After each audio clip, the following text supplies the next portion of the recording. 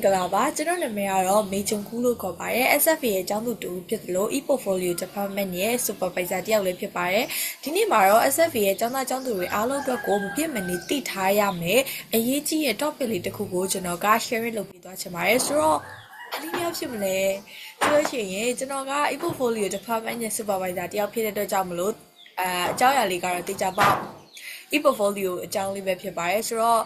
ကျွန်တော်ကတော့ခေါင်းစဉ်အနေနဲ့ is all about e-portfolio လို့ပေးထားပါတယ်ဒီက main topic ကနေပြီးတော့မှကျွန်တော်ပို့ပြီးတော့မှရှင်းပြရလွယ်အောင်ပို့ပြီးတော့မှမျှဝေရလွယ်အောင်လို့ကျွန်တော် session လေး3ခုခွဲထားပါတယ်အဲ့ဒါတွေကတော့ what is e-portfolio and how is it important for SFA student and what do we need to know before creating our own e-portfolio ဆိုပြီးတော့ပဲဖြစ်ပါတယ်ဆိုတော့အချိန်ကြီးမဆွဲတော့ဘဲနဲ့ကျွန်တော်ရဲ့ sharing session လေးကိုစလိုက်ချင်ပါတယ်ပထမဆုံးကြောက်ရလေးဖြစ်တယ် what is e-portfolio ဆိုတဲ့ကြောက်ရလေးကိုကျွန်တော်ကအရေးဆုံးမျှဝေပေးချင်ပါတယ်ဆိုတော့ e-portfolio ဆိုရဲဒီစကားလုံးမှာ e ဆိုတာကသူကအတူကောက်ရေးထားတာပေါ့နော်သူရဲ့အရှိကောက်ဆိုလို့ရှိရင်ကျွန်တော်တို့က electronic portfolio လို့ခေါ်လို့ရပါတယ် academic field မှာဆိုလို့ရှိရင်ကတော့ကျောင်းသားတွေကသူတို့ရဲ့ learning journey တစ်လျှောက်မှာသင်ယူခဲ့ရတဲ့သင်ခန်းစာတွေSFA ကကျောင်းသူတွေအတွက်ဆိုလို့ရှိရင်ကတော့ကျွန်တော်တို့ရေးခဲ့ရတဲ့ essay ပေါင်းများစွာရှိရပေါ့နော်ဒီလိုမျိုး writing တွေကိုကိုယ့်ရဲ့ record သဘောမျိုးနဲ့ဒီ e-portfolio ထဲမှာပြန်ပြီးတော့မှသိသိထားနိုင်လို့ရတယ် digital မှတ်တမ်းတစ်ခုပဲဖြစ်ပါတယ်ဆက်လက်ပြီး how important is it for SFA students ဆိုတဲ့အကြောင်းအရာလေးကိုကျွန်တော်ဆက်ပြီးတော့မှ sharing လုပ်ပေးသွားချင်ပါတယ်ဘယ်လောက်ထိတော့ SFA ကျောင်းသားကျောင်းသူတွေပေါ့ဟိုဒီ e-portfolio ထက်ချင်းမထက်ချင်းကကြိုးတက်ရောက်မှုရှိနေနိုင်မလဲပေါ့နော်ပထမဦးဆုံးကျောင်းသားကျောင်းသူတွေကဆိုလို့ရှိရင် semester တစ်ခုပြီးတိုင်းမှာကိုယူခဲ့တဲ့အတန်းတွေကို final e-portfolio လုပ်ပြီးတော့မှအတန်းတွေမှာပြန်ထပ်ပေးရပါတယ်အကယ်၍မထပ်ဘူးဆိုလို့ရှိရင်ဒီကျောင်းသားကျောင်းသူတွေကဒီအတန်းမပြည့်မြောက်ဘူးလို့ကျွန်တော်တို့ဘက်ကယူဆရတယ်ပေါ့နော်နောက်ပြီးတော့မှပိုရေးကြည့်တာကကျောင်းဘက်ကနေ grade တွေထုတ်ပေးလို့မရပါဘူးနောက်တစ်ခုက SFA မှာခုဆိုလို့ရှိရင်မတူညီရဲ့ degree program တွေအများကြီး offer နေပြီပေါ့နော်ဆိုတော့အဲ့ degree program တွေကိုယူဖို့ဆုံးဖြတ်ထားတဲ့သူဆိုလို့ရှိရင်လည်းပဲ requirement classes တွေပြီးတဲ့အခါမှာfinal ဘွဲစာတမ်း e-portfolio ကိုထပ်ပေးရမှာပဲဖြစ်ပါတယ်အကယ်၍မထပ်ပေးနိုင်ခဲ့ဘူးဆိုလို့ရှိရင်ကတော့ဘွဲမရအောင်ပေါ့နော်ကျောင်းဘက်ကနေလည်းဘွဲပေးလို့မရအောင်ဘယ်လိုပဲ requirement တွေပြည့်နေပါစေကျောင်းဘက်ကနေဘွဲပေးလို့မရပါဘူး2024နဲ့2025မှာဆိုလို့ရှိရင် SFA ရဲ့ first and second graduation ceremony ကိုရန်ကုန်နဲ့မန္တလေးမှာအောင်မြင်မြင်ကျင်းပနိုင်ခဲ့တာပဲဖြစ်ပါတယ်ဆိုတော့အဲ့ graduation မှာဆိုလို့ရှိရင်လည်းပဲကျောင်းသားတွေဘွဲရကျောင်းသားတွေကမှသူတို့ရဲ့ဘွဲစာတမ်း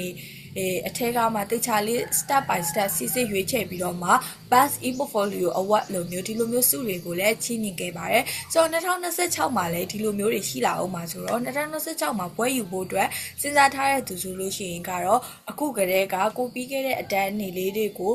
တိကျလေး organize လုပ်ပြီးတော့မှကိုရဲ့ပွဲစာတမ်းအတွက်တိကျလေးပြင်ဆင်ထားစီချင်ပါတယ်အရှင်းဆုံးပြောရရင်ကတော့ကိုယ့်ရဲ့ final e-portfolio ကိုမထပ်နိုင်ဘူးဆိုလို့ရှိရင်အတန်းတွေလည်းမပြီးဆုံးသလိုမျိုးဘွဲယူဖို့အတွက်ဆုံးဖြတ်ထားတဲ့သူဆိုလို့ရှိရင်လည်းဘွဲပေးလို့မရဘူးဘွဲမရဘူးပဲဖြစ်ပါတယ်ဒီလောက်ဆိုရင်ကတော့ e-portfolio ထပ်ချင်းမထပ်ချင်းက SFA ရဲ့ကျောင်းသားကျောင်းသူတွေပေါ်ဘယ်လောက်ထိအောင်အကျိုးသက်ရောက်မှုရှိနေမလဲဆိုတာကိုတွေးကြည့်လို့ရမယ်လို့ထင်ပါတယ်အခုခါမှာတော့နောက်ဆုံးအနေနဲ့ what do we need to know before creating our own e-portfolio ဆိုရဲအကြောင်းအရာလေးကိုနောက်ဆုံးအနေနဲ့ sharing လုပ်ပြသွားချင်ပါတယ်ဆိုတော့ e-portfolio တခုမဖန်တီးခင်မှာဘာတွေသိထားဖို့လိုအပ်မလဲနောက်ပြီးတော့ဘာတွေသတိပြုမှုလိုအပ်မလဲဆိုတဲ့အကြောင်းအရာလေးပေါ့နော်ကျွန်တော်တို့ပထမဦးဆုံး step အနေနဲ့ကတော့ platform တစ်ခုရွေးချယ်ရပါမယ်ဥပမာကိုက Microsoft Word ကနေလောက်ကြတာကျွမ်းကျင်တာလား Canva ကနေလောက်တာကကိုအတွက်ပို့ပြီးတော့မှဒါ time saving လည်းဖြစ်ပြီးတော့မှအဆင်ပြေစီတာလားဆိုတဲ့အပေါ်မှာမူတည်ပြီးတော့မှကျွန်တော်တို့အတွက်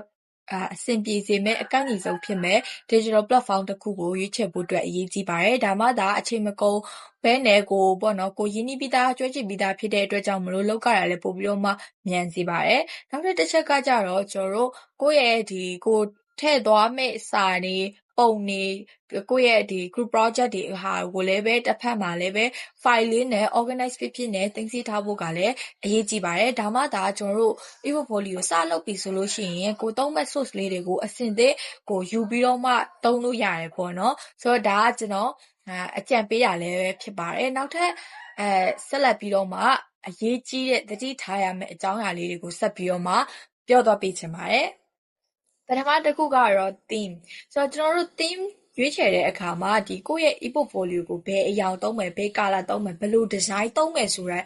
အပေါ်မှာမူတည်ပြီးတော့မှ theme အရာလေးတွေရွေးချယ်တဲ့အခါမှာကျွန်တော်တခုတတိပြုစေချင်ပါတယ်အဲ့ဒါကတော့ theme အများကြီးသုံးတာမျိုးကိုရှောင်ကျဉ်ပေးစေချင်ပါတယ်ဥပမာကိုကအတန်း2ခု3ခုအတွက်ကတော့ light color theme လေးနဲ့ very soft ဖြစ်တဲ့ design လေးကိုကသုံးတယ်ဒါပေမဲ့ကျန်တဲ့အတန်းတွေအတွက်ကျတော့ကိုကခန်းစားချက် move ပြောင်းသွားပြီးတော့မှ very dark ဖြစ်တဲ့ dark color theme တွေတခြားလုံးဝကွဲပြားတဲ့ design တွေသုံးမယ်လို့ချက်ချင်းစိတ်ကူးကပြောင်းသွားမယ်ဆိုလို့ရှိရင်ကိုယ့်ရဲ့ e-portfolio file တစ်ခုထဲမှာပဲကိုက design တွေက3-4မျိုးနဲ့ပြောက်တောက်ဖြစ်နေလိမ့်မယ်ပေါ့နော်အဲ့တော့ကျွန်တော်တို့ဘက်ကတော့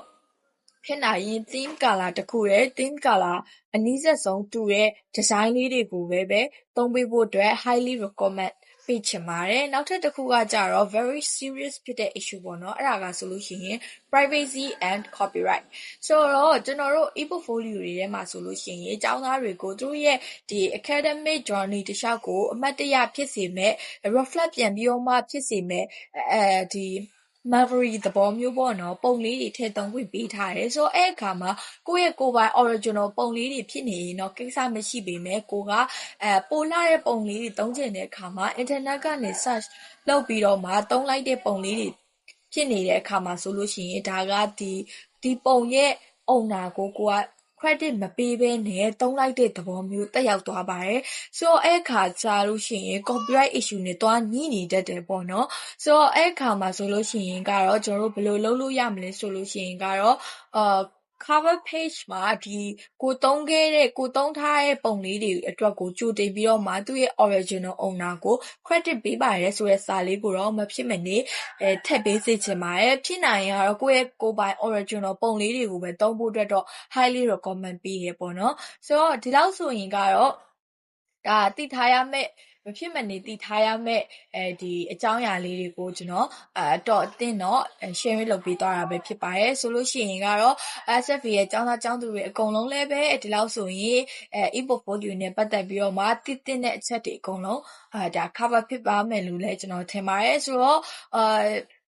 So it's all about my sharing session for today and thank you very much for watching till the end and I hope all of you have a very wonderful day ahead. So thank you very much and bye bye guys.